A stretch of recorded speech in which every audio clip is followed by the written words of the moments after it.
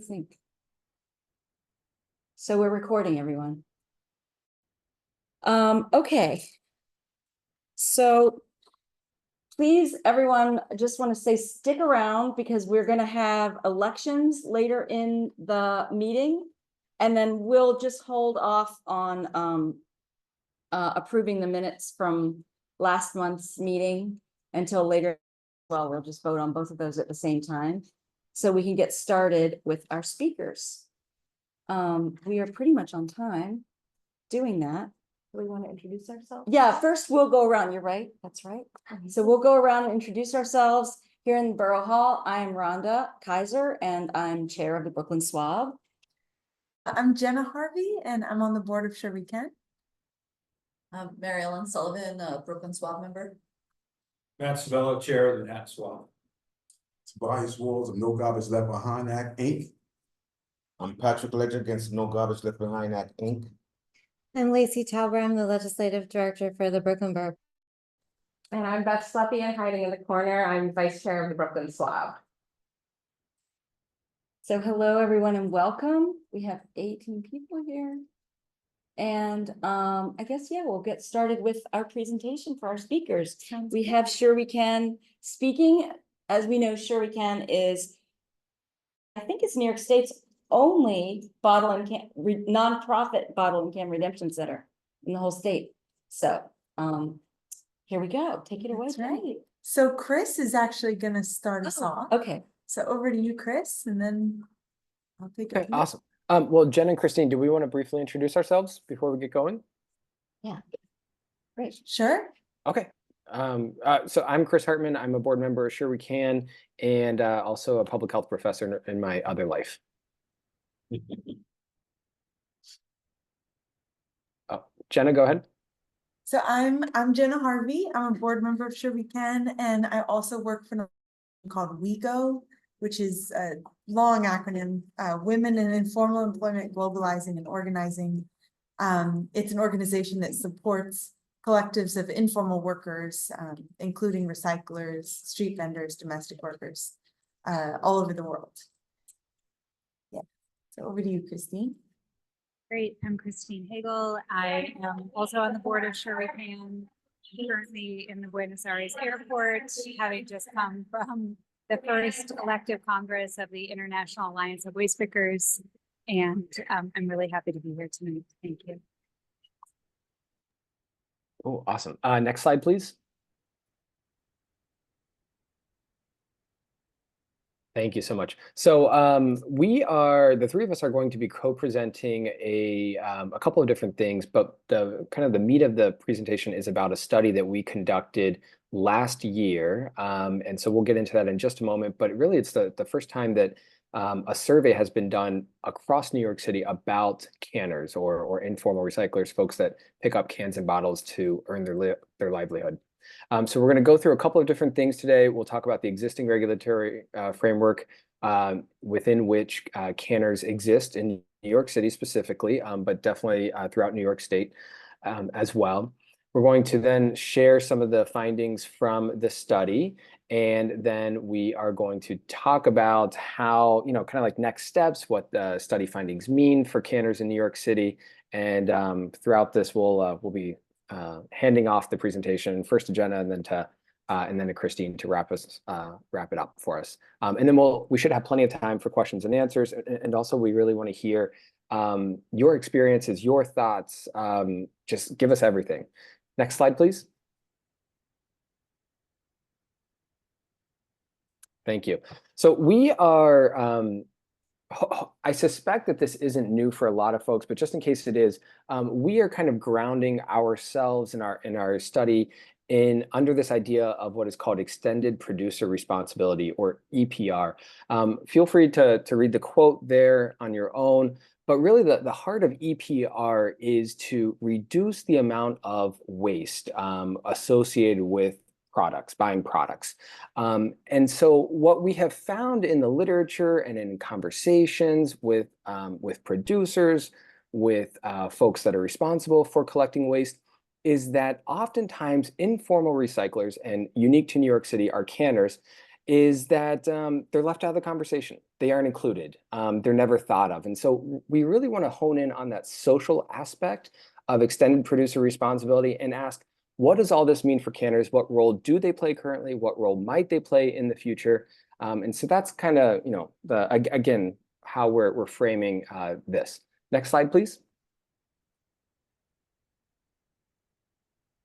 Okay, and so canners exist in New York City in this kind of liminal gray space of legality.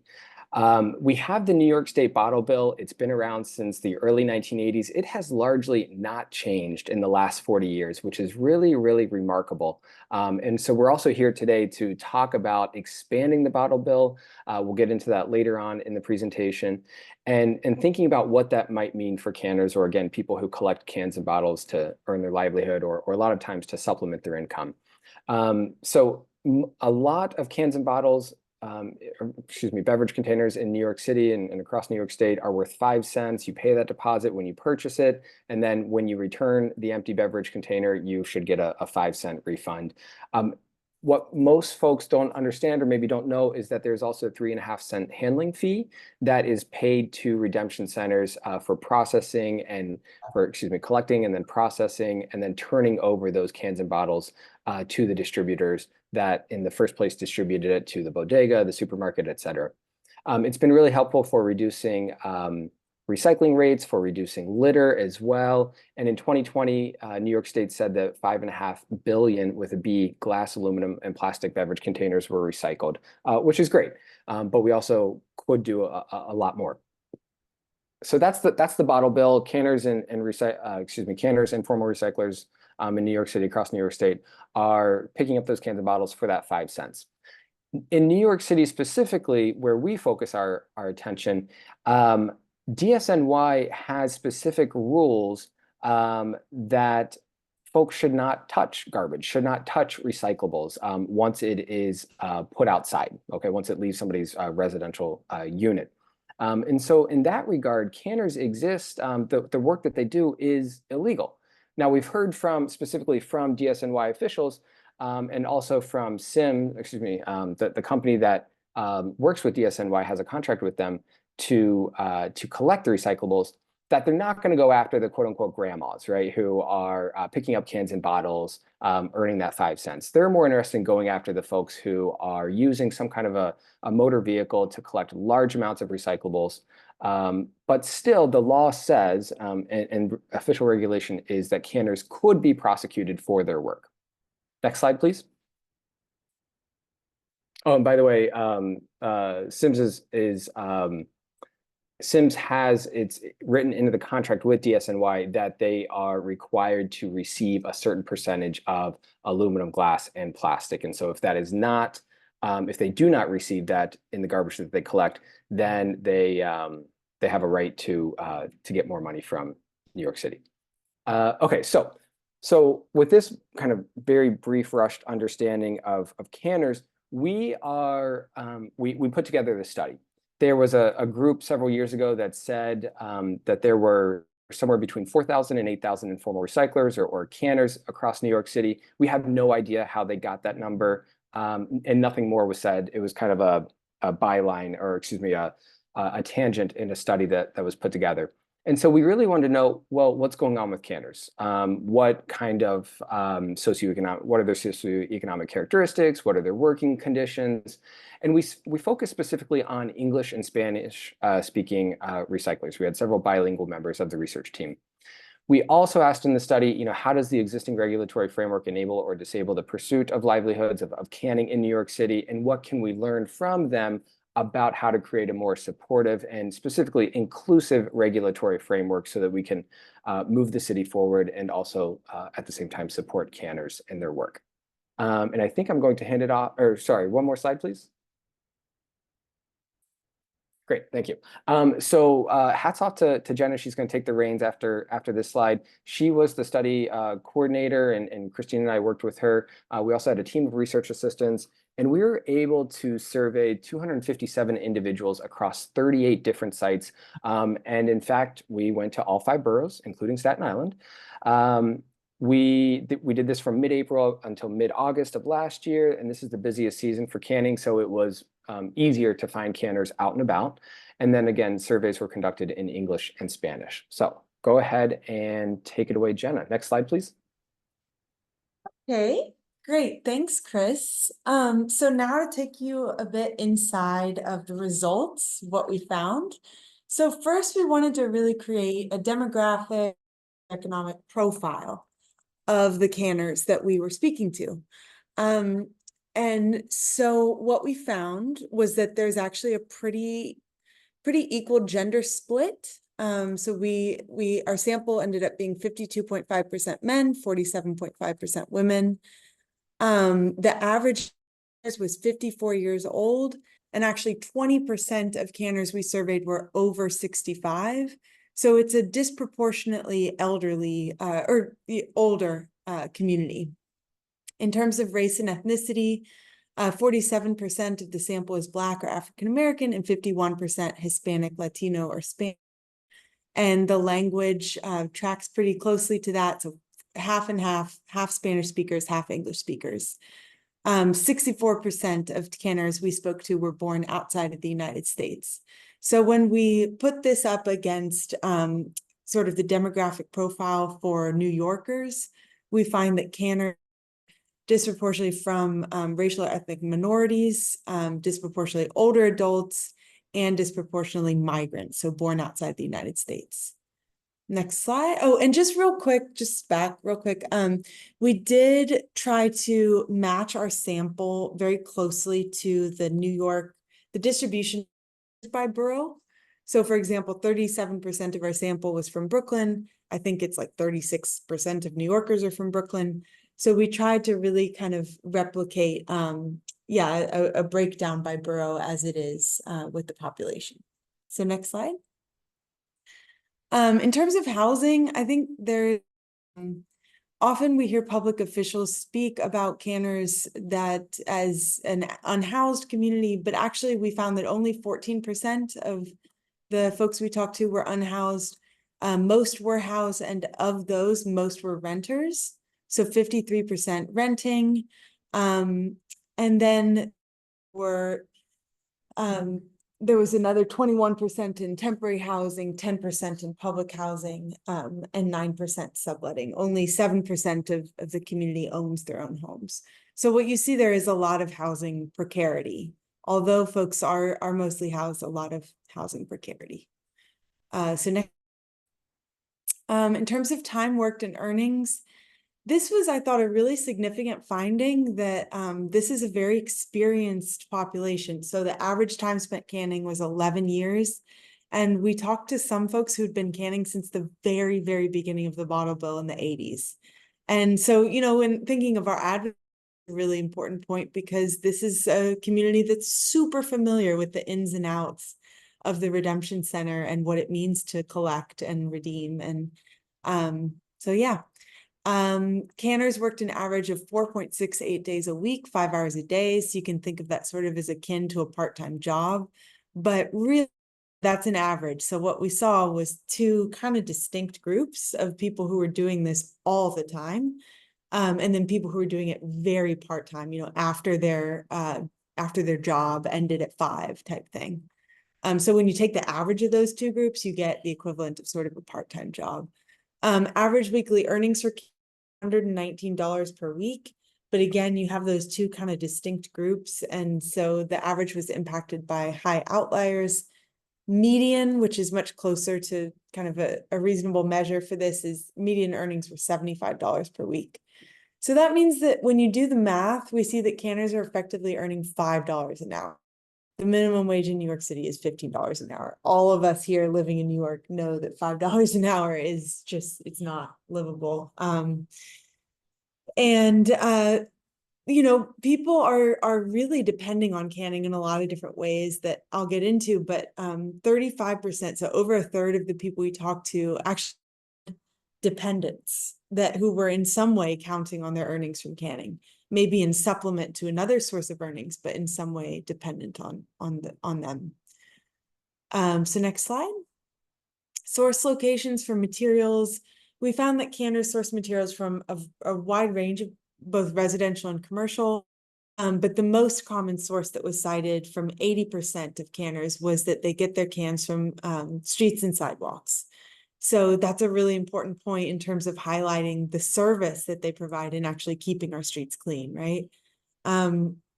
Also just wanted to note, in terms of canners being part of networks and support, we found that 67% of canners actually source their goods from people who save them for them.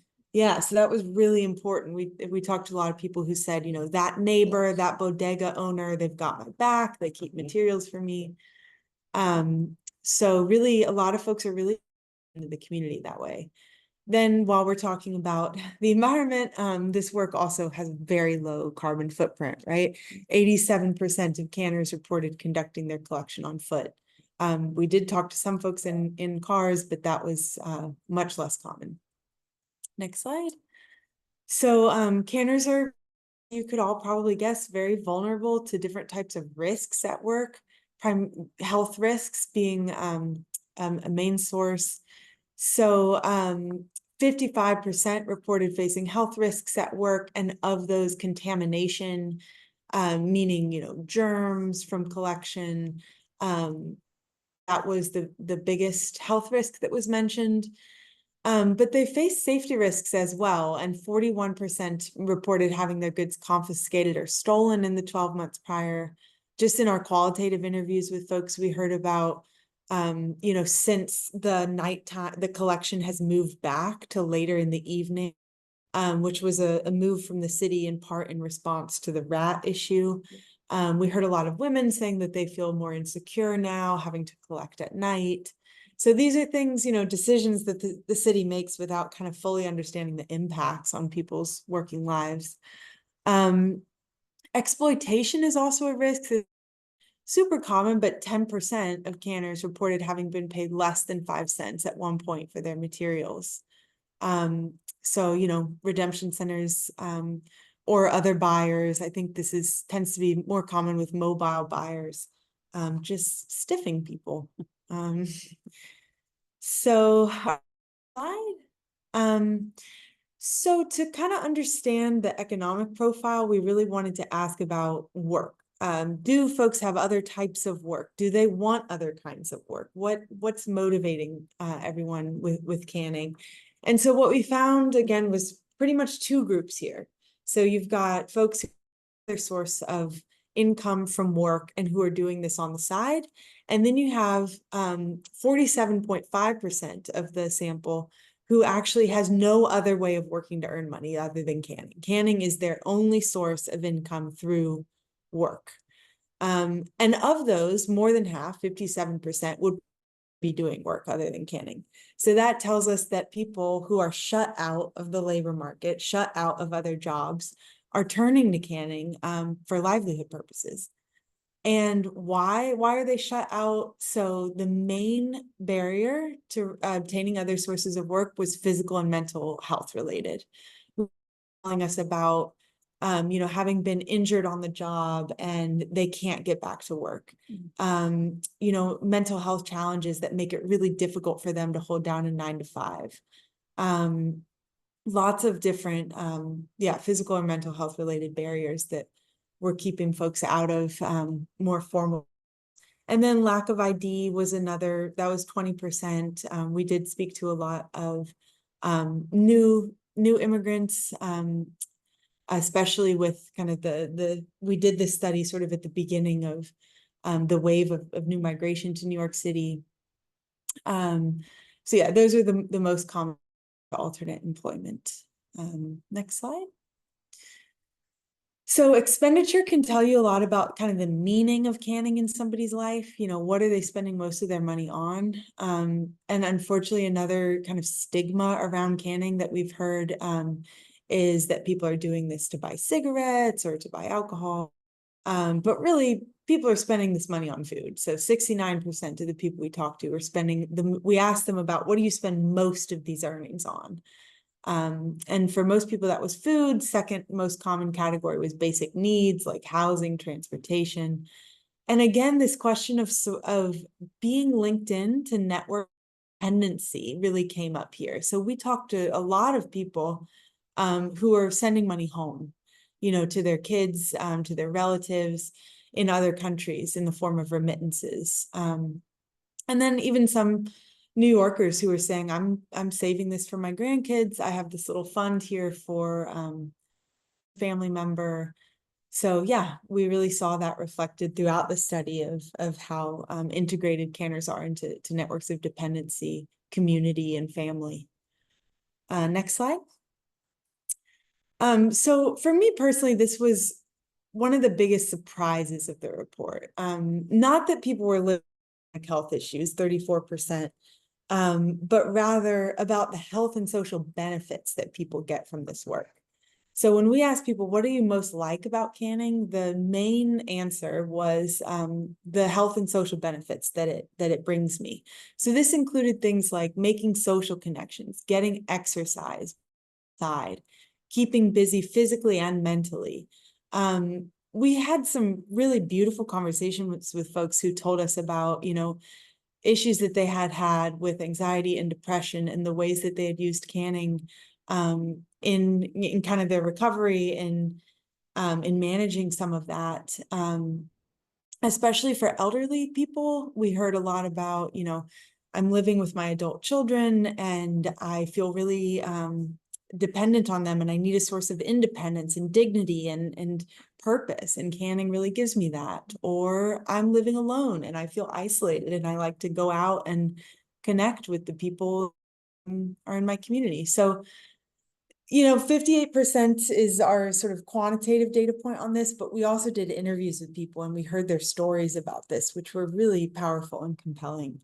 And you kind of got to hold two things at once, right? Which is that so many canners actually do have chronic health issues, and many are doing canning because those health issues are keeping them from other sources of employment. But at the same time, they're getting all these health benefits from canning. Next slide. So finally, just to conclude, we were able to kind of draw three different economic profiles of canners. So you've got folks who are working age, who may otherwise be working in the formal labor market, but who, for whatever reason, a criminal record, a health issue, undocumented, they're unable to. And so canning for them is a low barrier livelihood. Then we also see the elderly folks we talk to, those who are coping with illness, that canning is really filling a gap in social safety nets. People just not getting enough support through disability or unemployment and needing to really supplement that through canning. And then this is the most expensive city in the world, I would venture to say. So you have people, working class people, teachers, building managers who have other jobs but need this to supplement those incomes. So those are kind of the three economic profiles that we found. And it's interesting, the bottle bill was never designed thinking of social support or employment. Points that we're making is look at how people are using it, that the government needs to kind of take the lead from canners themselves to say, here's how people are really benefiting from this in terms of livelihood and social support. And so build on that, maximize that potential benefit, because clearly it's the system as it is, which speaks to the second point. There's a lot of occupational concerns, low earnings, and high risk.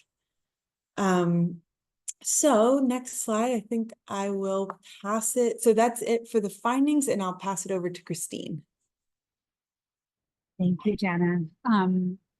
So although actually, I feel like since you're just on your way back from Albany today, maybe you want to present this slide. Do you want to do that? Sure. Yeah, sure. Yeah. It's true. I just came back from Albany where they had this incredible rally, the Bottle Bill Coalition, where I found out for the first time that the bottle has actually, amendments have been made. So our big struggle for the past couple of years has been, we need to double the bottle deposit. We need to increase the handling fee for redemption centers. Year after year, struggle, and it doesn't come through. And we just found out that amendments to the bill have been made and it's in committee, so it's good. Nothing's guaranteed, but it's looking better than it has. So yeah, so I just wanted to go through kind of, these are the big policy recommendations that we have, and I added this text in red and blue based on the update I got today. So, you know, what do we need to change about the New York State bottle bill to root folks and maximize benefit, like I was saying? First and foremost, we always say the recognition that this is a sector of workers and they're doing really important work in reducing waste. And along with that recognition, the state needs to establish the right to waste. That this is, you know, that people have a valid right to waste livelihood. And unfortunately, that did not make it into the current bill draft. There is mention that people who recycle under the bottle bill may not always be getting their goods only from home. So that kind of implies that people are, you know, doing this in some ways for a livelihood, but that's as far as it went. So better than nothing. With everything, you know, we really want to see participation of recyclers themselves in decision making. There's now an alliance of independent recyclers, newly formed. Sure We Can kind of provided an incubating space for recyclers to get organized. So we want to see now that there's a representative organization for them to get into these decision making spaces around the EPR system, recycling policy generally. Fortunately, nothing about that in the draft. There's also a lot that the government could do to just create a more enabling environment, like supporting nonprofit redemption centers like Sure We Can through different sources of subsidy or grants, you know, supporting recycling cooperatives and their networking and integration with existing organizations and supportive networks, ease of registration processes, provision of training, all these things that would kind of support organized recyclers. Nothing about that in the draft. But in terms of the most sort of concrete that we've been on for years now, they're all in there. So doubling the redemption value from 5 to 10 cents, increasing the handling fee to support sustainability of the system from 3.5 to, Christine, is it 6? I think, is it 6 or 7? The handling fee would go from 3.5 to 5. It's my 5 to 5. understanding. Okay. So that's in there, and then expanding the types of containers. So it's actually really surprising how many containers aren't eligible for redemption. They had a demonstration at the rally today. You know, they held up a bag of containers that are and containers that aren't, and they looked almost the same. Like you've got Arizona tea that isn't, we don't know why. So the expanded bill would open that up, which is great for recyclers. So it's at a really critical moment. Like this is the last month of legislation being in session and it's in committee. And so we need everybody to put pressure on, and we can share information about calling your representative. That's the main thing right now, just calling, pushing for it.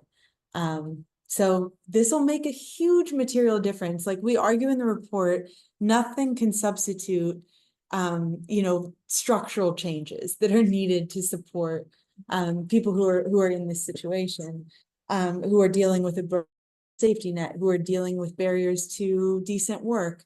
But doubling the redemption value does make a material immediate difference in people's lives, right? So you need both. Yeah, and that's at the state level, and then Christine's going to speak about the local level changes. Great. Thank you so much. So yeah, just to reiterate what Jenna said, and I hope you can hear me, it's really loud here where I am. Okay, good. So just to reiterate that in 2023, the first Alliance of Independent Recyclers or Canners was formed.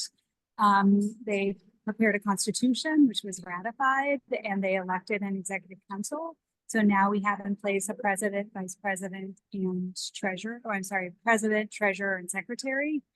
And the Alliance of Independent Recyclers of New York City is connected to a global network, which I'll talk about in just a second. But I raise that because I want to point out that the advocacy for the bottle bill, the expansion of the bottle bill, was really the #1 thing that the Alliance of Independent Recyclers was asking for. And Jenna has copies of a 2-pager that they have put together. that she can give everybody. But in addition, there were two other recommendations or demands that they have, which include also, which Jenna made reference to, the right to waste. So we know that cans and bottles that are on the sidewalk, in the trash, even in the recycling, residential recycling, or in recycling of private businesses, are materials that should be redeemed. They should be in the redemption stream. And so taking them out of these other places where they might be headed for the landfill, or they might be headed into the municipal stream, which essentially then costs taxpayers money. Canners play a really critical role in holding corporations accountable to the redemption system. And so they should have the right to waste, to be able to claim those materials and put them back in the stream for which they were intended. Another recommendation that they have is to be included in policy discussions around solid waste management, and especially around containerization. As all of you, or many of you may be aware, there have been a lot of pilot programs and discussions around containerization of waste in order, in part, to alleviate the rat issue. And in some cases, those pilots have included locked containers, or containers that are very difficult for someone to reach into and reclaim something that has been wrongly discarded into a trash container. And so one of the recommendations from AIR NYC is that they be a part of conversations thinking about what kind of containerization will solve multiple problems, but also enable them to continue to reclaim discarded materials. And I'll let you go to the next slide. So one of the important things that has occurred in the last couple of years is that canners at the local level in New York City have been increasingly engaged with waste pickers at the global level. So we are part of a North American network, which includes 3 other organizations, one in Vancouver, one in Montreal, and one in Portland, Oregon. But our North America network is connected to and learning a lot from our partners in the Global South. And those waste picker collectives and alliances and federations have made a lot of progress over the last, I would say 10 years in particular, in securing the right to waste, city contracts, policy consultation on EPR, a number of, I would say 15 to 20 waste pickers were just in Ottawa, involved in the plastics treaty negotiations. So they're really at the table. And so in North America, we've been learning a lot from them. One of the things that I was able to do a couple of days ago here in Buenos Aires was to travel along with the cartoneros, which are the waste pickers here in Buenos Aires, on a route. And they both collect recyclables door to door, but they also do door-to-door waste and recycling education, which has been really important in the city of Buenos Aires for ensuring that people are discarding in the correct way, so that there's as little material as possible going to the landfill. And I think that door-to-door waste education from people in this population who know what's in your trash really well is a really important model for us to think about. And I also just want to point out that what we understand from research around the world across the International Alliance of Waste Pickers is that waste pickers make a really significant impact. The data that we have shows that waste pickers have reduced greenhouse gases by 2.2 billion tons per year in these cities, which is incredible. So waste pickers have a real role to play and in providing environmental benefits. And I don't know if you're able to play this video, Jenna, but it's a pretty powerful video from days 2 and 3 of the first International Elective Congress of the International Alliance of Waste Pickers, just to give you a sense of what this entity is. I could try. You could try. I don't know. Let's see.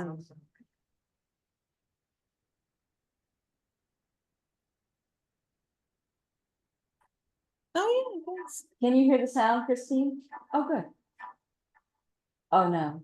So maybe you have to just unshare and then reshare it and click that button. Just that background music. Oh, okay. I think it's okay. It's just music in the background. Yeah.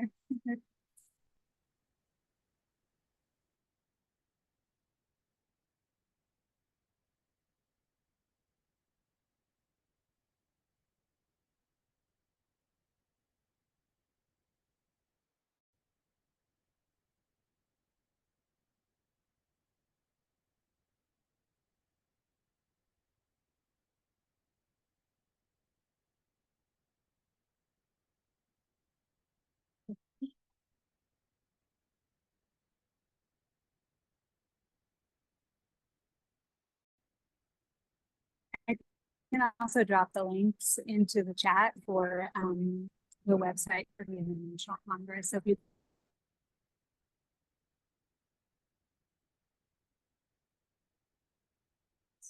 I know, it really is.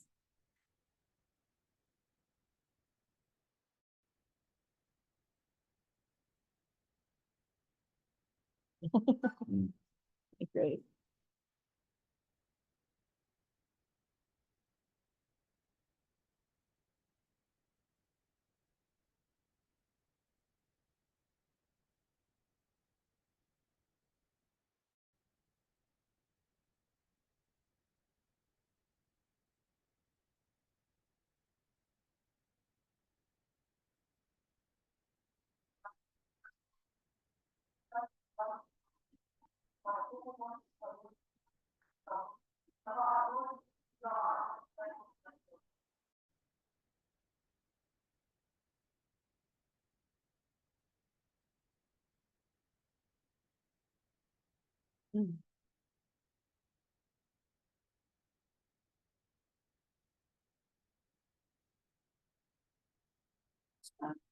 That was great.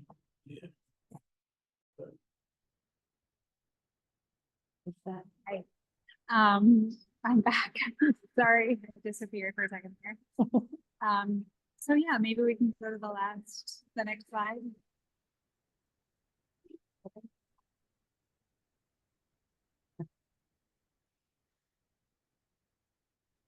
Okay, and then just to conclude, I just also want to point out that along with the global and global network, and by the way, I'll say there's more than 20 million waste pickers around the world.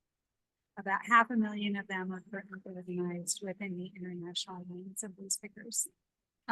But closer to home in Portland, Oregon, we have some really interesting models for integrating waste pickers into the work of waste management. And one of the things that they have, they really are increasingly struggling with is an increasing population and so they've had to figure out some new strategies for waste collection and litter abatement in Portland. And from their experience, I think there's some things that we would even consider here in New York City. Partnering with waste picker organizations has allowed them some agility between the T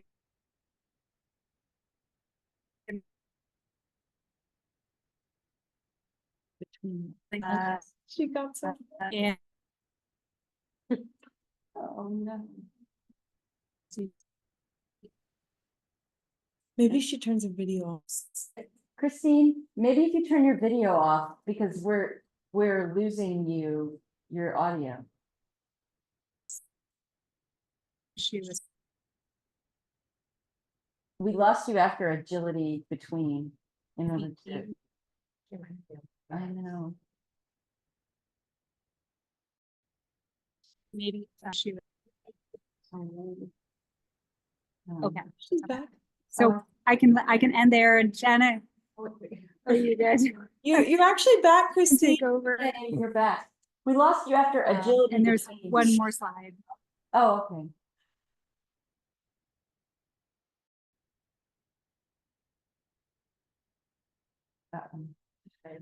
She was talking about the model in Portland where the city has actually contracted with independent recyclers to do litter cleanup. And, the point being that there's a lot of opportunity for kind of filling in the gaps in systems. And if you can think creatively with the local government, Right. there's a lot of opportunity for collaboration. Mm. So just kind of food for thought. And then here we have a link to the full report, and I've also got them here. I've got 3 copies here if anybody's interested. We took the key findings and pulled them out on this 2-page main recommendations. But yeah, I think we're all just really curious to hear from you about kind of what resonates here. Any feedback you have on kind of our recommendations, strategies. Wondering. Maybe we could turn, maybe now's a good time to take the, yeah, Yeah, we can just show the presentation. yeah. And we can see one. Okay, yeah, so does anybody have any questions? Thank you so much for that presentation. We had a very lively. Nice. But I Oh, think yeah. that, Christine and Chris were answering questions in the chat. Oh, awesome. Okay, good, thanks for, that's good. Also, No, I just I was interested in whether there's any information on whether people are, one, how people get into that role, and 2, whether the things that they're doing are really how much it's neighborhood based activity that people are engaged in. I don't know whether any of the survey addressed any of that question. Are people kind of working in their own neighborhoods, or? Yeah, that's a great question. And people got into the work, Chris and Christine, feel free to come in, but we didn't ask a question explicitly about that, but I feel like the common response that I would hear just in people's storytelling was that somebody took them along, that, a friend let them know that this was an option, that it had to do somehow with a net, in a lot of cases. And then whether it's neighborhoods, so I would say the vast majority of folks are doing this in their own neighborhood or adjacent neighborhoods. You have some people who have pretty long routes through the borough, but very few people we talk to from Queens and Canning and Bronx, for example. Yeah, I think people have their redemption centers that they go to, they have their reverse vending machines that they're comfortable with, and they've got their routes. And I got the sense that there was a lot of consistency with people kind of taking the same kind of routes, going to the same, and that those spots were local for them. But yeah, Chris and Christine, anything to add?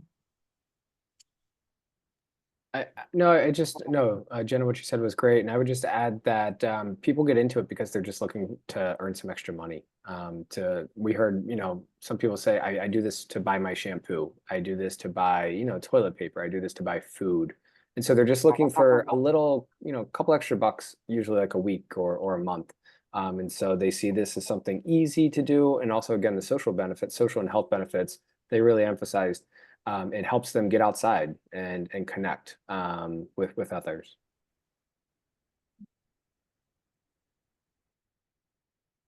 I also want to know, oh, go ahead, Keely. Keely, go ahead and. Oh, I'm not sure if I missed the neighborhoods. It's only Brooklyn you focused on?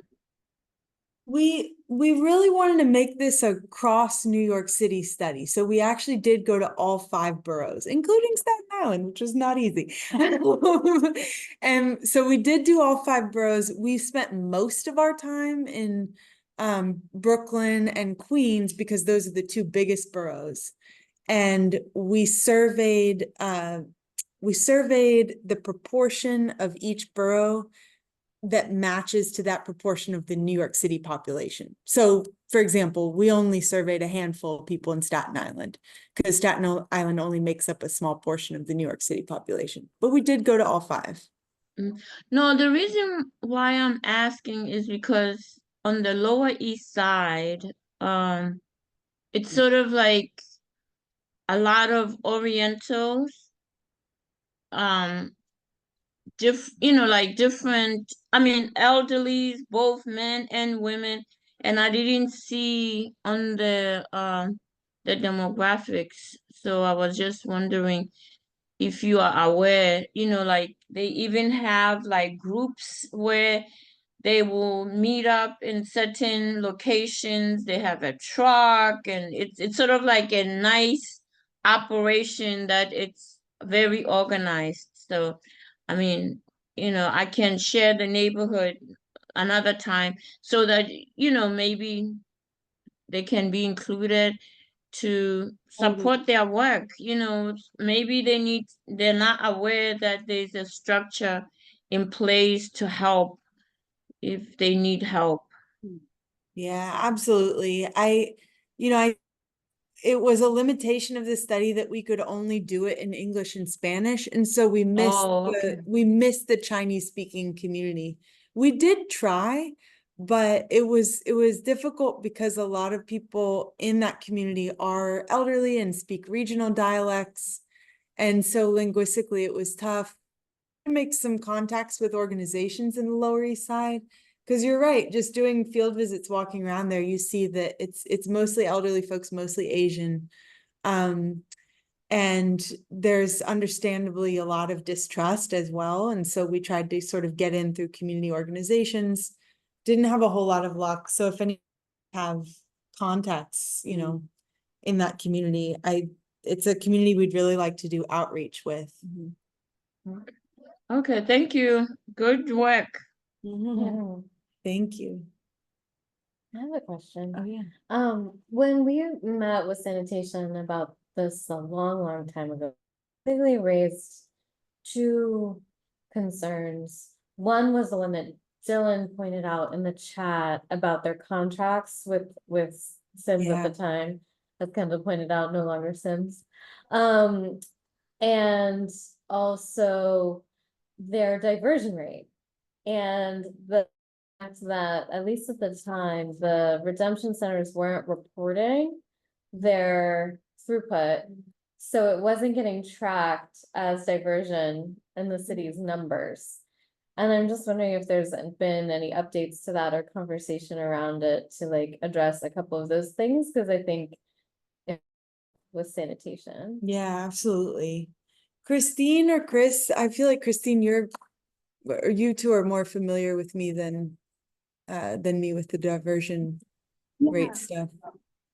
Yeah, so there was a period of time, and it may still be the case, that we're reporting data to the DSNY about redemption rates.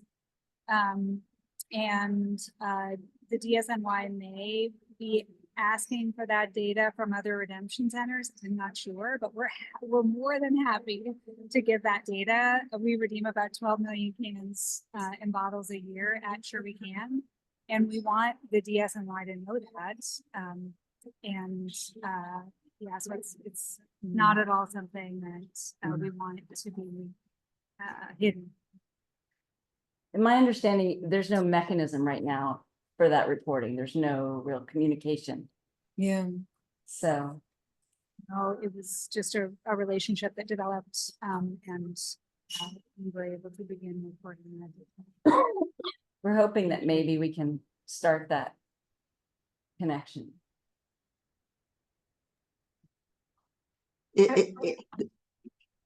Go, Pamela. Go ahead. No, it's this rule about not touching the recyclables after they, I guess, I don't know, are put out. I wonder, is that very typical, I wonder, or that's something unique to New York, or because, that problem of the regulatory framework in terms of support for people in this role is kind of interesting to learn a little bit more about. Yeah. Does anybody? Yeah, I think that that the claiming of waste that has been put out on the sidewalk as the exclusive right of the DSNY is something, it's a historical event that happened, right? That came into being, and it didn't at all take into consideration, this population whose survival depends on what others have discarded. And it was really intended to support a relationship with a multinational contractor. And so I think it's worth us rethinking that and considering whether or not there's other ways to understand waste and who has rights to it. Yeah, I think along those lines, I have a similar question. I want to ask more about organization, and whether or not there have actually been any conversations with DSNY and Canners, or if there's any progress to be made. My understanding from DSNY is that they have this plan in place already for containerization, and it is a done deal. And so I'm curious to hear what kinds of inroads you're looking to do, or how that that openness might be possible. Yeah, in talking to the executive director of Sure We Can before coming here, I asked him what would be useful to get out of this meeting, and he was really emphasizing containerization, actually getting feedback on where be able to turn your question around. It's something that they're really worried about, and that's also my impression, that it's kind of a done deal on the side of the city, and would of course block access to waste for lots of canners who depend on commercial establishments. Yeah, I think it's. Well, if I could, and sorry to have, Yeah. if I could, and sorry to have dropped off for the last half hour for another meeting, but my understanding of the containerization rule for 1 to 9 families, which is a couple million properties, is that that rule won't be issued for public comment until July.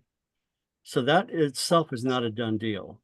The DSNY is treating it as a done deal. They've already entered into a concession agreement with a container manufacturer to begin producing and setting up the system for sale and distribution. But the rule itself hasn't been either posted for public consideration or formally adopted. It's the last piece of this of DSNY's containerization rules, but it's still got a couple months to go. And I think one of the reasons they're holding it back is they are likely concerned about the pushback from it once it becomes public, that they're going to be compelling 2 million New York City, building owners to buy a DSNY certified container. Among the issues that you're raising here, tonight as well. Well, I'm glad to be corrected on any of that, but that's my understanding from a variety of sources. So I don't have a correction on that, but I do have a point that the 1 to 9 households, my understanding is that they're not locked. Yeah, It's the that's same, they're sort of scaled. And that, Isn't it only for trash, not for recycling? Oh, it is only for trash, but. well, again, they haven't published the rule yet, so it's hard to predict what exactly is going to be in it or not. Right, I mean, when we, and Trash Academy, when DSNY spoke about containerization, they said that for trash, that's what their plan was. However, I mean, you bring up a good point that, the canners are also looking through the trash because so many people are not actually separating out their recyclables. I think the issue, I agree that the issue is not necessarily with 1 to 9 units or commercial entities, because all like open containers. I think the issue is going to be with larger buildings. I live in a larger building. We have canners down our street all the time. And the plan is to have shared containers, and those will be the lockable ones. And that may be harder. To be honest, I don't know about the canners on my block. I think mostly they do go through the recycling and less so the tray. Yes, but it raises certainly an issue.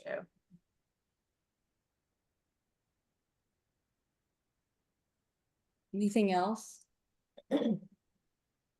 I just also want to say that the bottle bill, in raising the handling fee, right now there are no centers in Manhattan, right? If that's correct, because they can't afford to operate with that handling fee.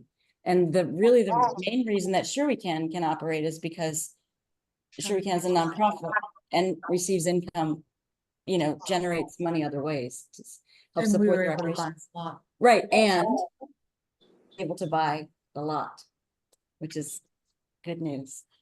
At the rally today, it was it's this coalition of redemption center owners and environmental groups. And Sure We Can, with Sure We Can, we have recyclers themselves represented. So it's an interesting, diverse coalition, but there was someone there who was dressed as the Grim Reaper, and she brought these tombstones that all had the names of redemption centers that had closed on them. I mean, it's serious, they're making light of it, but it's really serious. The redemption center owners are like, we cannot sustain this. It's been 16 years since we've gotten any increase, and it's not viable. A free market, it's a, Right. it's a for-profit business, but it's not a free market setup because the prices are established. Yeah. So they're framing it as kind of on the brink of collapse. Yeah. It will change. Yeah. How much is a containers group? Each container. You mean the drink? So, The DSN yeah, one. exactly. Yeah, probably a ton of money. Wow. I mean, I have no idea. Is that Yeah. an issue? That's still an issue, right? Definitely. Wow. Yeah. Yeah. Yeah. Yeah. Container. Yeah. Oh, Rhonda, if I may, can I do a shameless plug for Sure We Can? Yes. Thanks. First of all, sorry, my child just got home. So first of all, anyone is welcome to come visit Sure We Can. Just drop us a line. You know how to contact Rhonda.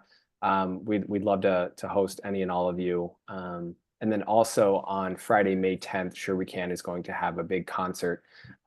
Should be a lot of fun. And so I believe it's from 5 to 10 p.m. You can check out Sure We Can's website. I'll put that in the link or in the chat for more information, but we'd love to see you there too. Yay. Thank you.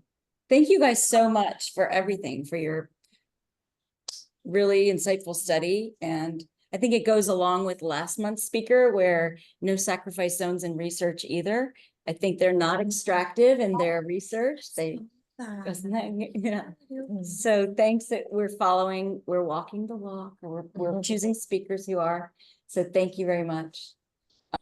So much for everything. You guys are welcome to stay, or you're welcome to leave. We're not offended if you want to leave. But please do, anyone. I'm gonna go catch my flight. Okay. Thank you so much for joining. Thank you. Thank you. Thanks for having me, and I'm sorry I got cut out a million times. Thank you so much. Thanks. Thank you. Bye-bye.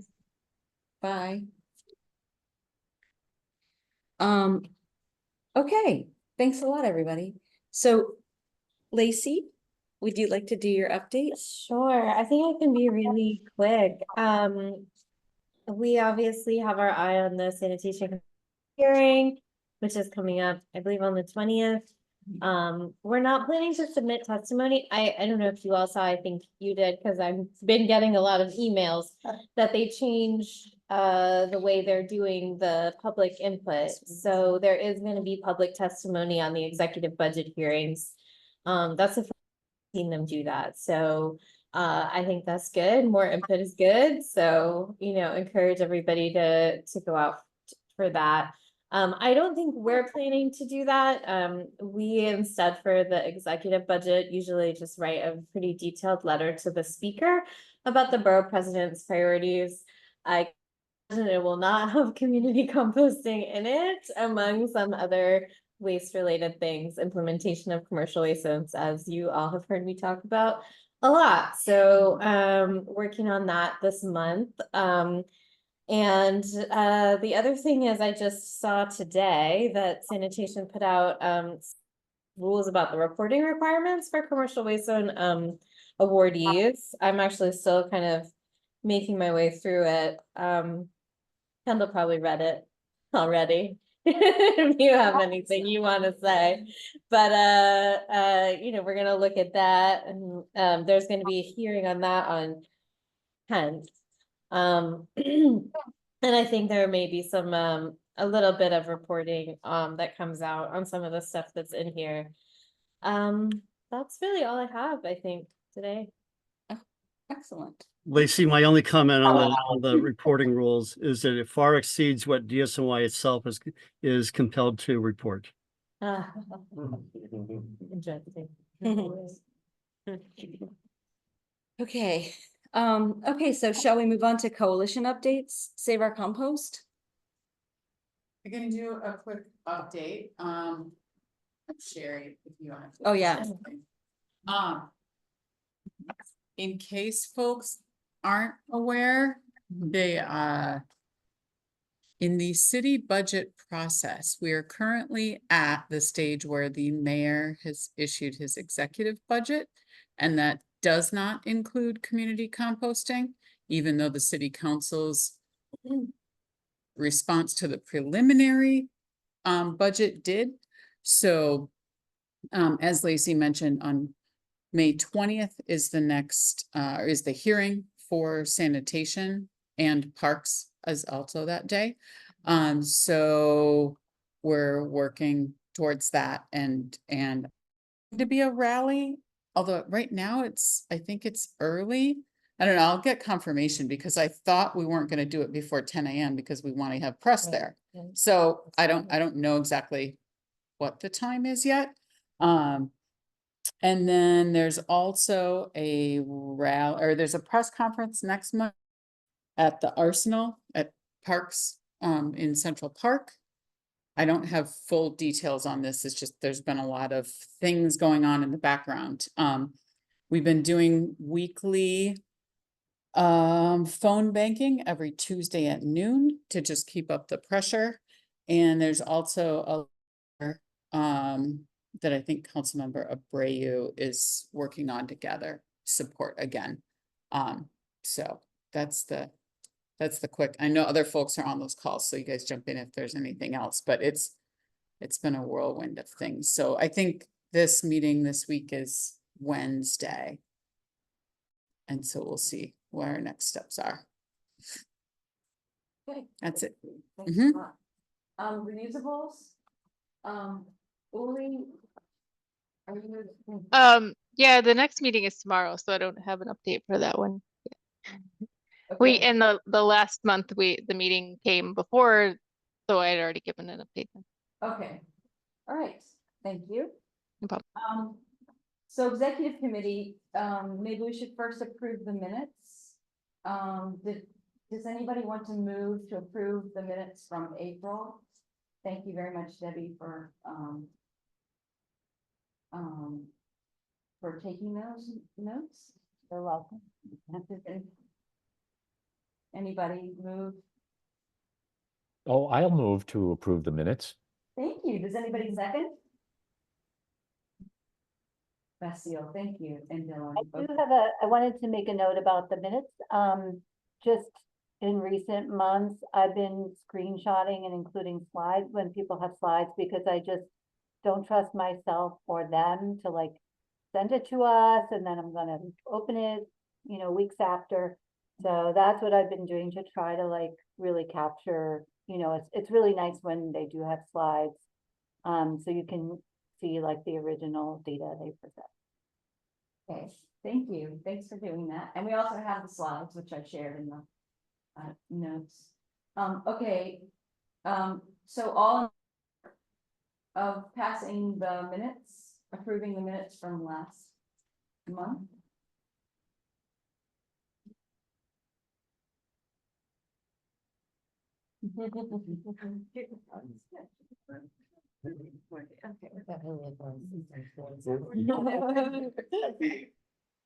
Anybody opposed? Be sure to put your hand down if you've already voted. No one opposed. Any abstentions? Okay, pass the minutes. Oh, Vondra's abstaining. Okay, thank you, Vondra. Okay, then we passed the minutes. So now we move on to elections. Debbie, would you like to run the elections? Yes, let me, hold on, I've got to find the election material that I promised I was going to share. Yes, we have a new slate. So hold on, let me share my screen. Here.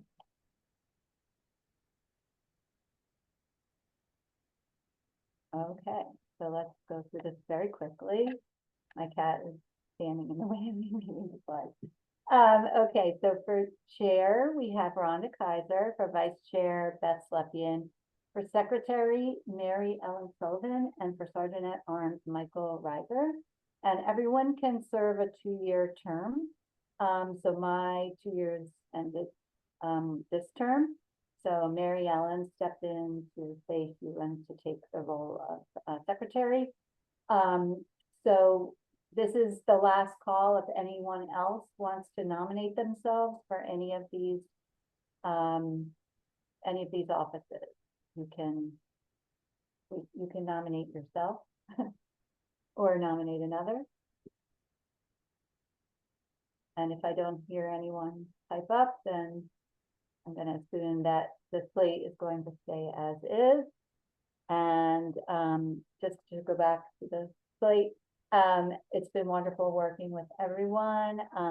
I give them all my 100% support, and I'm sure Mary Ellen will do a great job. Okay, so I'm just going to leave this here. I don't know if I need to read it to you. Everybody probably knows a lot about Rhonda, who's doing amazing things. And thank you for bringing Sure We Can. That's a great presentation. So let's go to Beth. Beth, you might already know Beth as well. I think I can also put this in the chat so you guys can read this more carefully. I can give you a minute or two to read it more carefully. Beth is also a member of Community Board 12, which is a very extremely difficult thing to do. A lot of credit for that. Okay, and let's see. And she's been the vice president for a year so far. And she's a member of Outreach Committee and active participant in Save Our Coalition. So Mary Ellen has been in Brooklyn for over 25 years. I'll just read through this because Mary Ellen is new in this role. So she moved to Brooklyn after leaving a job with ExxonMobil, where she was a scheduling coordinator for the Midwest region. Sounds like a huge job. And then she spent about 15 years as a supply chain consultant.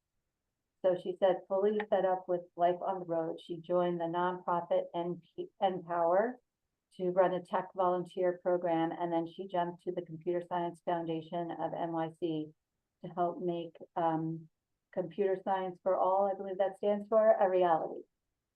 During COVID, she took a circular economy class, and that spurred her into waste, the 10 R's of sustainability and composting, and from there she was hooked. She volunteers with Save Our Compost, Community Board 2, We Act for Environmental Justice, and Swing Left Indivisible. She only has one course left in her Master Composter certificate and is looking forward to the program being restarted.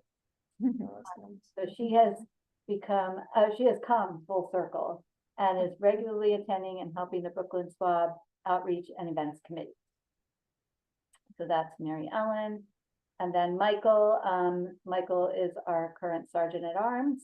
And you may or may not know, Michael coordinates for Pink Care, which is involved in leftover paint recycling. And he also worked for Grow NYC in the past. And he's active on the Outreach Committee and has been attending for years. So that's everybody. So let me put this into the chat there.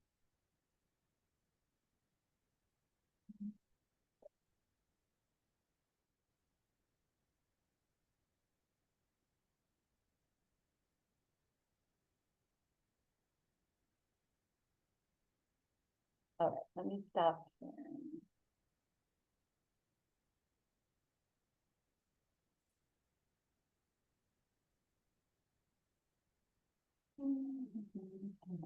Debbie, I move that the slate be adopted as presented. I'm sorry. Yes, I am going to move that the slate be adopted as presented. So the problem is I can't see everyone. That's what I need. Hold on, let me stop sharing. Maybe this will help me. Okay, yes, now I can see everyone. Yeah, so this is in case you want to read further about all the nominees. Yes, so we're going to propose that the whole slate be presented for a vote. So if everyone, you know, I'm gonna just remind everyone that's in Borough Hall, only members can vote. So if you're not officially a member, unfortunately you can't vote, but you should become an official member so you can vote in our elections. So what is our count for official members at this point? Who are here or total? Yeah, who are here? Do we know? I think that the last I counted it was 18, but I will count again. We have 18. quorum. Okay, so we have a quorum, so it's 18 of us should be voting. So everybody who wants to vote yay, please raise your hand or raise it or do the hand emoji, so I can count you. Okay.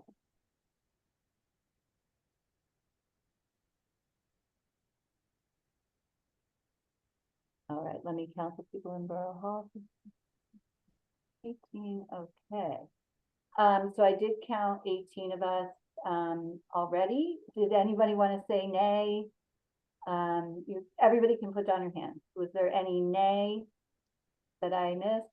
Or somebody that didn't raise their hand yet? Any nays? Or any abstention? Anyone? Nays, abstentions? Okay, I don't hear any nays or abstentions. So congratulations to our board. And it's going to be a lot easier to transition this time. So last year we had 3 new roles, so it was a little rough going in the beginning, and we needed Oliver, and we needed some support here and there from different people. But anyway, they're going to do great.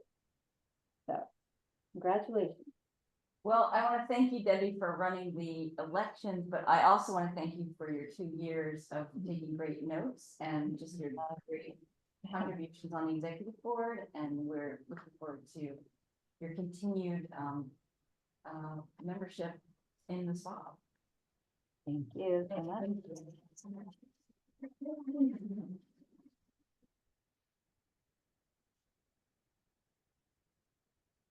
And welcome to Mary Ellen. Thank you very much. Thanks. Okay, so I just wanted to say also that in the executive committee, just because I just learned about this today, that about the bottle bill is moving, seems to be moving through committee, and tomorrow's assembly, environmental and codes and ways and means committees. It's on all 3 agendas for tomorrow. That's great. And the assembly and the Packaging Reduction Recycling Infrastructure Act is on the agenda for tomorrow's codes and ways and means committees. So that's been a while. And that's been a long time coming too. So this is it's getting further than it's ever gotten. Okay, so next, legislative committee. Sorry, I didn't mean to steal your thunder. Oh, sorry, you want updates? Yeah, I do. It would be great to have updates. Also, the thing that you talked about, I just didn't have a chance to send. We'll just have to send it for a vote, electronic vote. That's okay. Oh, no, that's fine. I I can just just, want to share it in the chat and ask people. well, I don't know if they'll have like time to read it Okay, okay. today, so maybe we'll send it out later, but I will preview it, which is that the Queen's SWAB had passed a resolution to get to encourage the mayor to put the funding back for composting. So, we think we should also, sign on to the same resolution. So Rhonda will send that out in the next soon. and then we'll vote on that via email. It's very short, it's like 1 page. So it won't be too timely or too time consuming to read that and vote on it. The other thing we did in the most recent meeting is we talked about some of the legislation that has been introduced in New York City, and a lot of what we were interested in kind of fell along the like composting and then sort of like plastic and packaging kind of categories. So in the future, we're going to start writing position papers on those so that we can get the SWAB's opinion out there. So once we have some drafts to start circulating, we'll circulate those. And of course, come to the meeting and you can become part, you can become part of drafting those. Yeah, and so the next meeting is coming up in, oh, it's not on here. Sorry, it's the third Thursday of the month. Can't remember off the top of my head, but please do join. We know we may even talk about the upcoming sanitation meeting and things like that. So hope to see you there. Thank you. Outreach? Okay, so first, before I go into the outreach updates, I want to thank you, Rhonda, Beth, and Michael for also serving on the board for your recent year, because I know it is not easy work, and we thank you for all and your dedication. So, and congratulations for the next one. Congratulations. Thank you. Okay, so outreach committee, we did meet in April. We're working on reorganizing a bit and possibly establishing subcommittees. We're discussing amongst right now, also realizing we don't really have, there's nothing in the bylaws about subcommittees, so we might need to do some new, quick first thing as the new exec committee, we may need to do some just review of how, not necessarily the full bylaws, but just for the committee, like we have committee heads, things like that. We don't have rules on subcommittees of the committee. Maybe we don't need them, but you know, this is kind of a first time and I think we should at least discuss it. But we're working on, and the reason why we were talking about sort of establishing some subcommittees is because we've got some folks that are really focused on schools and education. We've got Lee and Liz doing social media, and then we've got folks doing community boards, and that's been going on for a while. It's sort of evolving lately. Mary Ellen's been doing more on that. So we've got some a variety of things and trying to strategize and problem solve those things in one monthly meeting is not the most effective use of our time. So we're trying to figure out how we can kind of cover all those things and still get the outreach done that we want to. So we're working on that. Community Board 1, which we presented to last month, did pass a resolution. They also sent a letter of support for a resolution for community composting, in support of community composting. They also sent a letter of support for the Queensbridge site for big reuse.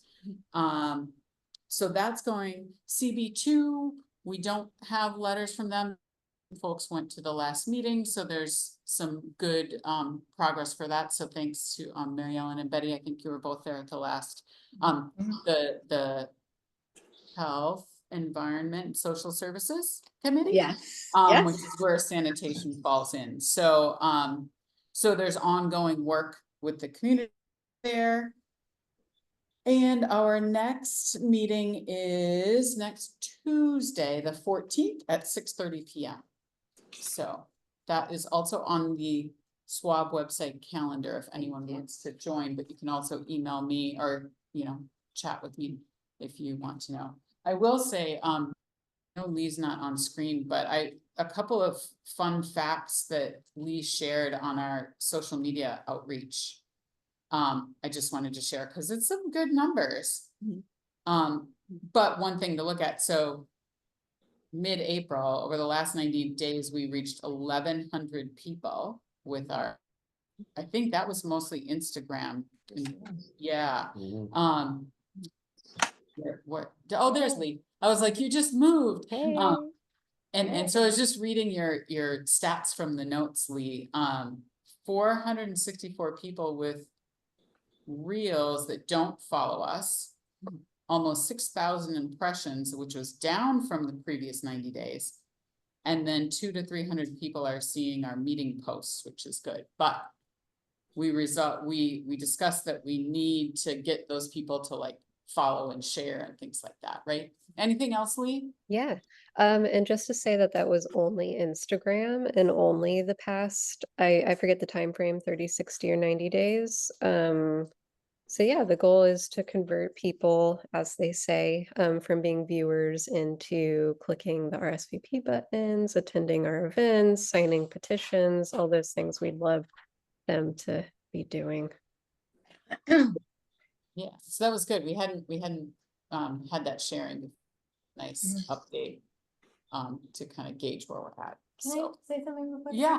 That's awesome. And also, I just to note on the internet stuff, we are rebuilding the borough president's website completely. Yay. Yeah, it's really good. I don't have a timeline. I did meet with our comms director about it, and one of the things I noted is that I don't think right now there's any indication of the existence of the swap. So we would like to change that and maybe have, you know, some space where the swap is highlighted on the new website. So it might just be like a little blurb and a link to, because your page is great and it's got all the stuff already. We don't want to recreate too much, but just know we're working on something. Okay, thank you. Yeah. Yeah, it was on there at one point where like The website has been a journey. Let's just put it that way. not right when you landed. Yeah. So yeah, it wasn't super easy to find. So that's good to know. Thank you. I think that's all I have for the updates at the moment. We're still trying to, I need to circle back with Mark, especially to see if we've heard anything from Zero Waste Schools. I haven't. As far as I know, they're still losing their funding as well at the end of June. So I don't, Mark, if you have any updates, please let me know. But no, he doesn't have any updates. I'm seeing the shaking of the head. So yeah. I think So- CSNY was talking about the big outreach that they were going to be doing in schools coming up. Yeah. Really? Yeah. They have a small team. They have a really small team. In quotation. Yeah. Yeah. So yeah, more to be followed up on and see where things are at. So Can I add something to that, Sherry? yeah. Yeah, so when Mary Ellen and I went to the CB2 committee to hear the DSNY presentation, I really objected to the fact that the gentleman said that everybody now is able to compost. Everybody is able to put their scraps. And I said, no, we have a large NYCHA population and there's no means of collection, as well as all the people who live in buildings that don't have it for whatever reason, and that we need a concerted effort in NYCHA, as well as orange bins, because orange bins serve people in other ways who don't have typical access. So I think those are important issues to push on. Yes, thank you, Betty. I didn't mention that. Yeah, that was their last smaller sanitation committee for the HES committee. Had representative from DSNY there at their meeting. So doing sounds like more top line things and covering all of the bases as the usual. Yeah. So yeah. Well, thank you. Thanks for that. Organics industry? Hi, I guess that's me. It's I guess we have our monthly meeting on Monday, the 13th. We'll talk about a lot of the stuff that people have already brought up, testimony for the hearing. There's a bunch of new bills that we want to look at and see, comment on. This, restoring the budget cuts is a big thing, obviously. I think Grow NYC had said that as of like May 15th, they're going to be shutting down, their drop-off sites. So I think one of the, Sherry mentioned, the phone banking and a couple other rallies that are coming up. But another thing that we can all do is text the mayor. So I could put that number in the chat. If we can flood the mayor with some texts, who knows who actually sees those. But, anyone, if we have any other way to get to the mayor, to restore these cuts and, make our case. Also, we could flood 311 with, complaints if your food scrap drop off is already closed. Or, that's something you could call 311 about also. Just say for whatever reason, you rely on it, and it'd be interesting to see who they transfer you to. So these are just kind of tactics we can do. We're in like the final month of things. So it's really kind of crunch time. So just, spread the word as best we can. So, and join us on Monday at the Organics Committee. We'll talk more about all this. I'll add that when I talked to the Grow NYC folks at my drop-off spot, the reason they're stopping so early is, earlier than the end of the fiscal year is because they are getting severance. Thank heavens for unions. That's the good news. That means there's a little something. Yeah. Yeah, because I think, Allison brought a good point. I believe it's between the 15th and the 20th of May. Yeah. Grow NYC is closing their sites. So on their website, I know is the full list and their dates. Yeah. Okay, thank you. I know. Events? Anything? Well, yes, had a great. Liz, do you want to- Hi Rhonda, this is Liz. Hi, Liz. Sorry, I'm outdoors, so hopefully it's not loud behind me. On Saturday we had a successful event, a cleanup. That was part of Riverkeeper Sweep. About 20 folks came out for the cleanup, including a handful of SWAB members, including Mark Hellerman, Michael Reeser, Debbie Herdan, Uli, and Ann Bassett. Forgive me if I'm forgetting anybody. Oh, I'm sorry, and Mary Ellen who organized it.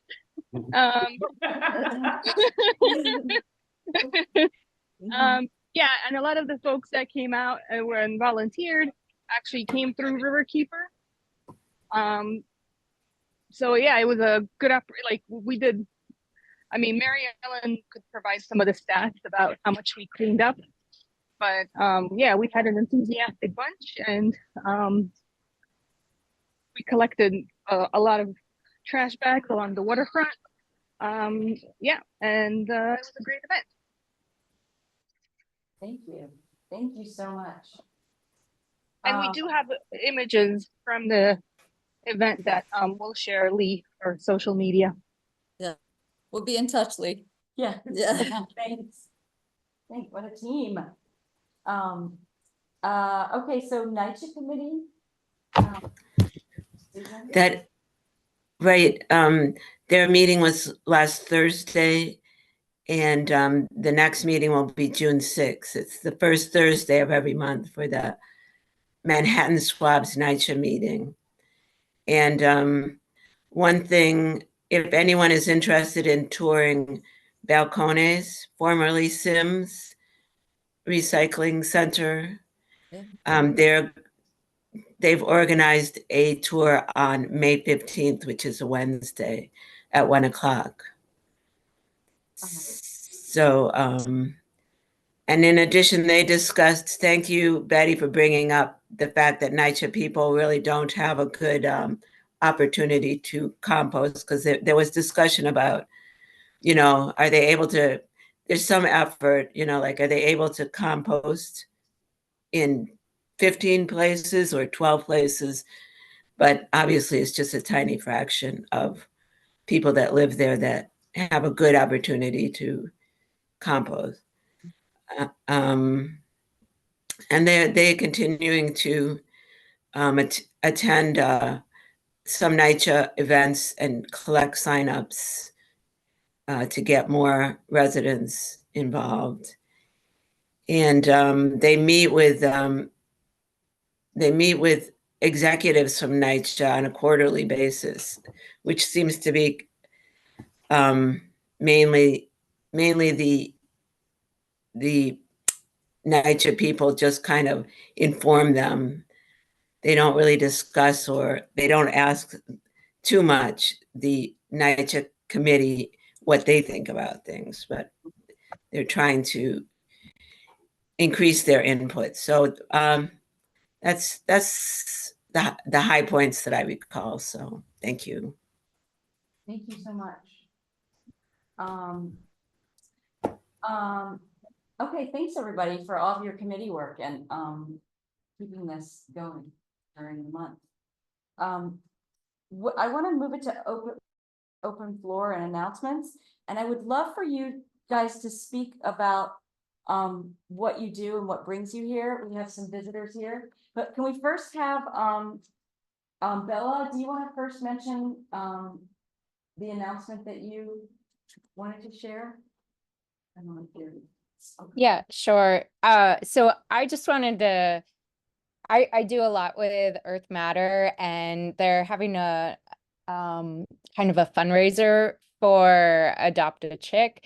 They recently just got a whole slew of new baby chicks, and since a lot of their funding was cut, the proceeds from adopting a chick will help feed and take care of the flock that they already have, along with the ones that they just got to help replenish. So I can send a link if anybody's interested in adopting a chick. They're gonna have like a ceremony where you can have your photograph taken with one of the chicks, and sorry, I don't I know I just got to photograph them the other day, and I know on their Instagram they're going to be featuring little chick photos. So I just anything to help bring awareness, because the chickens are so lovely, and just thought other people might be interested if you weren't aware. That's awesome. Thank you so much. So so we don't usually have the time to have visitors introduce themselves, but since you gentlemen also have such an interesting thing that you're doing, I just wonder if you want to share. I'm sorry if I'm putting you on. No, Do you want to talk about it? Okay. Yeah, my name is Tobias. We have a nonprofit organization called No Garbage Left Behind Act. The reason we created the No Garbage Left Behind Act because it was excessive garbage in our neighborhood where we lived at. But the main thing that we actually created was that we noticed that there was a lot of people that was on the blocks that was not home. Same thing as not being paid. And they would have certain, like Mr. T would be on the block and he would come out with his utensils and he would pick up, but he had nowhere to dump it. So what we did, we contacted certain local sanitation departments and asked them, would it be, some way that I can come and pick it up, with their slots? And they said, yeah. And they came and picked it up. So we could do that from the areas that we lived at. And then I took some money out of my pocket and I actually got leaf blowers, other utensils for individuals that live in the neighborhood. And I applied that to them, gave it to them, and they come and clean up on the block. But we wanted to get an app to actually have the areas. So when a person comes out, he can go, say for instance, Hendrick Avenue that he live at, and he can actually see all the debris or trash on the portal. Wow. And then he can take a before and after picture, and then everything will be stored with him as the individual. We will never be micromanaged or anything like that. And that's what we want to do. So we wanted to also establish a block garbage association. You had this, people that had block associations, they was doing with the entertainment on the block, but they never had one that was dealing with the garbage. And we had people that's retired in the neighborhoods and stuff like that. Maybe we could create an ambassador, a garbage ambassador. So these are things that we came up with, that reason why we came here, you know, President office, and also we bring this to Mayor Adams. He worked with us before as well. But we definitely want to try to provide some assistance or something, and and get down with this crisis, because it's a crisis that's going around, and a lot of us is getting sick down with asthma and everything pertaining to all this in our city. And just to add, my name is Patrick Ledger. I'm a part of No Garbage Left Behind Act Inc. And like, just to add on what you're saying, because we go around out the neighborhoods all over. Even we go out of like Queens. We even like we see something like on the news, because they had a thing on the news where they complain about where he lived at. The railroad had all this debris of garbage. So we reached out to the reporter, and the council guy that was in that area tried to assist them any ways that we could do, because we just try to help in our community. It's just not where we live at, it's just all over that. Because we know the garbage thing is a real crisis. And with the rats and all that, all this infestation, these diseases, and it's real bad. Because all we do is try to help the community now and the people that we live at, and try to give them certain means so they can help themselves. It's like you say, when they come out of the house and they do their little cleaning, it's beneficial to them as well, because it's little exercises. And so, because a lot of people their house at a certain age, and then in these days when they get older, a lot of people don't really go check on them, so it gives them something to do and feel appreciated and independence. So that's what we're trying to do. We're trying to and get the young kids involved in it too. You have to clean your area, the streets that you live in. If you want it to look right, you have to do it yourself and have to teach other people how to do it as well. Because there's where we live in, people driving on your block and just throwing garbage out in the street, and that is so bad, because if somebody do it on their block, they get mad. So it's all about doing what's right by others. You want things done right by you, we have to do to help others. Also, I want to interject too. We have a community garden. Yes. Oh, right. Yeah, and we have and this is what y'all doing right now. We would like to have our community garden as a resource center. And we know that in NYCHA, I deal with so many gang members in the streets, and people that's ex-gang members, and individuals that are not gang members that still get in trouble. But I have communication on all 5 boroughs.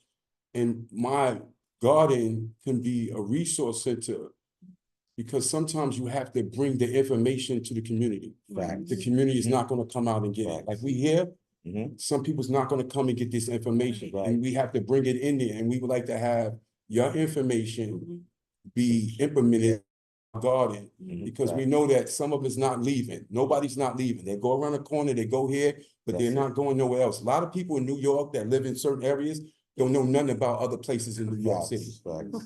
So we want to change that. We want to bring them individuals and give them trips and stuff like that, and take them certain places and show them, in areas that they actually are blind to.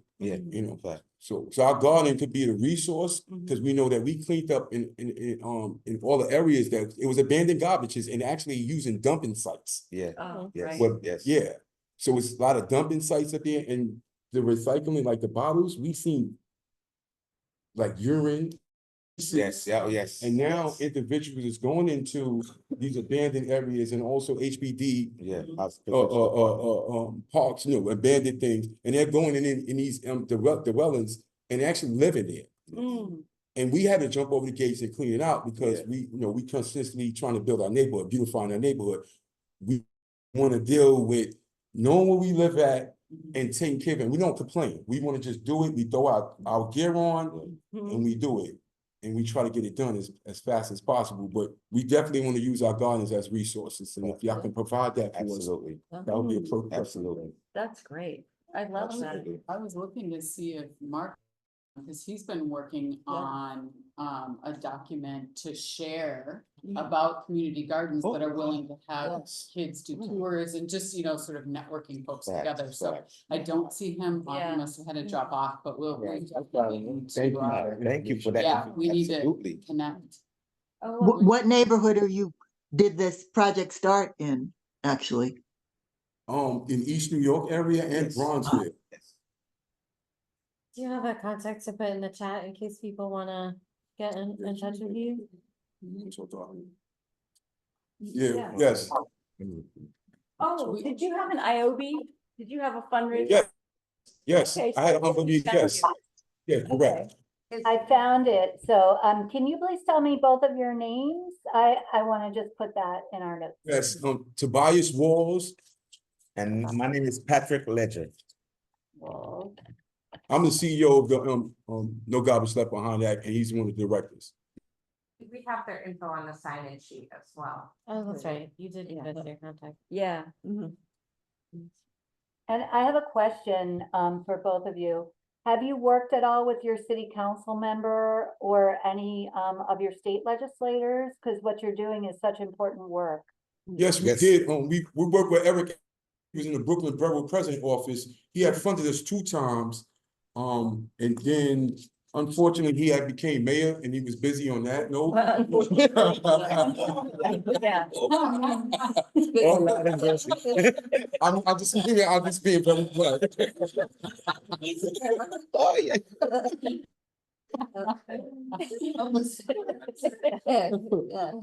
I ain't mean to laugh. Any district doesn't support you at all? Man. To Mickey Lucas, the only Yes. one that we actually went to, that he went to Washington too, was Hakeem Jeff. Yes, yeah. We, They're all the heavy hitters. Yeah, we had all we did- Hakeem Jeffrey, yeah. We all of them, all the people that's in the municipality mostly know us, Nikki Lucas. Yes, and he's And another lady, what's it, she's the, what's her name? Oh. Sandy Nurse? yes, Yes. Sandy Nurse. Yes, yes. And Chris Oh, Banks. man, and yes, Chris Chris Banks Banks, too, yes, yes. yes. But he's Eastern. Started BK, right? Yeah, so Yes, yes. mostly all of everybody in that area know that what we was doing, but unfortunately, we being ignored right now. Oh, who's your Like- city council person? Uh, Is it? It's Sandy No, Nurse is no, in no. Bushwick now. Right, It's right. actually Chris Banks, Chris Banks. Chris Banks, because the other gentleman that was there, he won, what's his name? Charles Barron. Charles Barron. Yeah, he lived right around the corner for where I live at. Yeah. Yeah, so we've been trying to Yes, Charles get Barron. funding and, in our money and everything to do it. So we still continue to, go there and support them because we have a lot of individuals that have gardens that was, messed up, is we still go in and help them out with the garbage. Yeah. And we continue to do the same thing on the streets as well, because the gardens is a part of our community and also other abandoned areas that's unattended. So we try to go over there and try to clean that up as well. But like I said, again, we've been having our vehicles and we've been doing wear and tear on our own personal vehicles because we was like, we got a 501c3, we can't even get a building. Yeah, We yeah. You can't so get much nothing. What's going on here? We can't get no type of plan. So no, we was basically we still trying to grind and still, we're not being so much upset of it, but Wow. Is it okay if that shares us in the chat? Yeah, yeah. Is that the best way to get in touch with you? Yes. And then I send it the rest to everybody it's on the board and stuff. Okay. Yeah, I share. We all share. Make sure nobody ain't left out. Yes, thank Yeah, you. we don't like to leave nobody behind. That's why there's no Or garbage. swap left next behind. to did you? Did you? I gave them my Gmail. Is that the one you? My last name is not Legend, Ledger, Ledger, like the record book. Oh. I think I'm related to John Legend.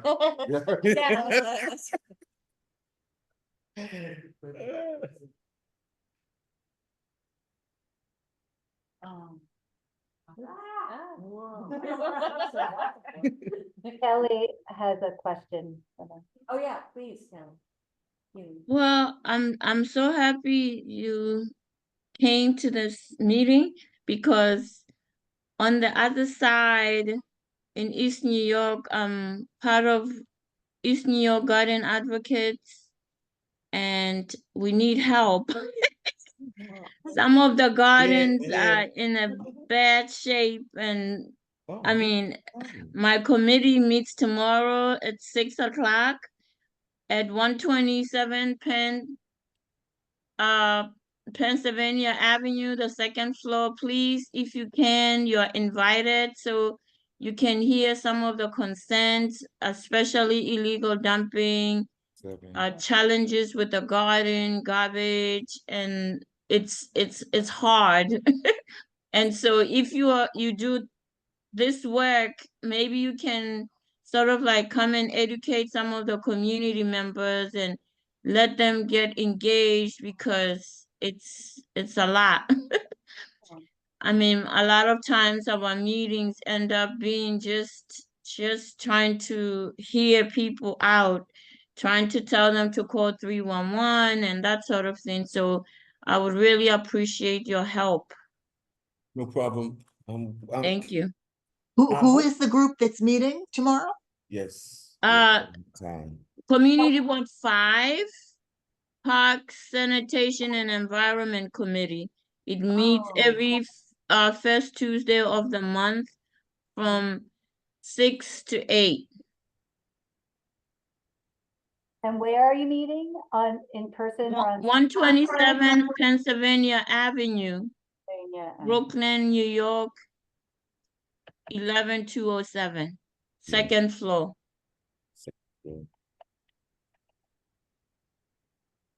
Thank you.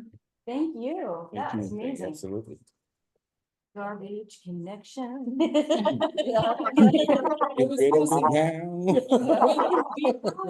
Keely's email, so we could connect you Oh, guys yeah. to help like. Oh, yeah, expedite facilitate. this. Yeah. We'll No connect you to problem. via email if that's okay. Keely, is that okay with you? Can we just connect email? Do you hear? Is she? Okay. Well, their email's in the chat. Okay. All right. Yeah. All right. Great. Thank you so much I'm so glad that we had time, like how lucky that we had time to hear you out. We're just happy to be Oh, here. look, oh, there it is. Oh, there, she put it in. Okay, so we'll have it. Okay. Okay. Oh, thank Maybe you. that's easiest if you can. Yeah, just just email connect her. them. Yeah.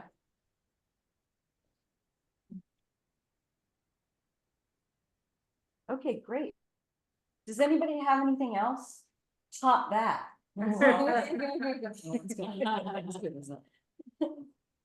Everybody's all voted out. Oh, Keely, do you have something else? You want to say? Is your hand up from before? Okay, thank Oh. you. Appreciate you. Okay. So I think we can end early unless anybody else has anything you want to say for 7 minutes. But